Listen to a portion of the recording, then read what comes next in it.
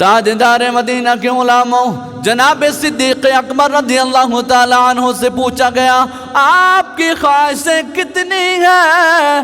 آپ نے فرمایا میری زندگی کی 3 خواہشیں ہیں۔ پہلی خواہش کون سی ہے؟ فرمایا النظر الیک، میں حضور کے چہرے کو ہی سدا دیکھتا رہوں، یہ میری خواہش ہے۔ فرمایا دوسری خواہش، فرمایا انفاق مالی علیک، میرا مال ہو، میرا سارے کا سارا مال مصطفیٰ پر خرچ ہو جائے، یہ میری دوسری خواہش ہے۔ فرمایا تیسری خواہش کون سی ہے؟ والجلوس بین یدیک، مصطفیٰ کی بارگاہ ہو، میں سدا حضور کی بارگاہ میں بیٹھا رہوں، میری یہ تیسری خواہش ہے۔ آؤ لوگوں دیکھو تینوں خواہشیں کیسے پوری ہوئی۔ زار غار آپ کو کہا جاتا ہے، سفر میں بھی مصطفیٰ کا چہرہ دیکھتے رہتے، حضر میں بھی مصطفیٰ کا چہرہ دیکھتے رہتے۔ جس غار میں کوئی نہیں گیا مصطفیٰ کے ساتھ، اس غار میں جناب صدیق اکبر جاتے ہیں، یعنی سفر و غزر میں جناب صدیق اکبر حضور کا چہرہ دیکھتے رہتے۔ یہ پہلی خواہش پوری ہوئی۔ دوسری خواہش کہ میرا مال ہو، آپ کی ذات پر خرچ ہو۔ حضور نے فرمایا سارے مال گھر سے لے آؤ۔ ہر کسی نے مال گھر سے لایا۔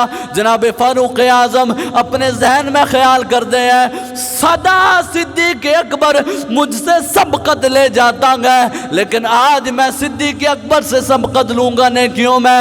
جناب فاروق اعظم مال لے کے آتے ہیں، آدھا مال گھر کا لے کے آ جاتے ہیں۔ اس کے بعد جناب صدیق اکبر آتے ہیں، مال پیش کرتے ہیں۔ حضور نے پوچھا صدیق گھر کے لیے کیا چھوڑ کے آئے ہو؟ آپ نے فرمایا حضور مال تو کچھ نہیں چھوڑا، لیکن اللہ اور اس کا رسول چھوڑ کے آ گیا ہوں۔ یا رسول اللہ، حضور مال تو کچھ نہیں چھوڑا، لیکن اللہ اور اس کا رسول چھوڑ کے آ گیا ہوں۔ 2 خواہشیں پوری ہو گئی۔ تیسری خواہش آپ کی یہ تھی میں سدا حضور کی بارگاہ میں حاضر رہوں، زندگی میں حضور کی بارگاہ میں تو حاضر ہی رہے، لیکن دعا دیکھو کیسے قبول ہوئی۔ آج تک حضور کی بارگاہ میں روزے میں بھی حضور کے ساتھ موجود ہے، حضور کی بارگاہ میں موجود ہے۔ 3 خواہشیں تھیں، اللہ نے تینوں پوری فرمائی۔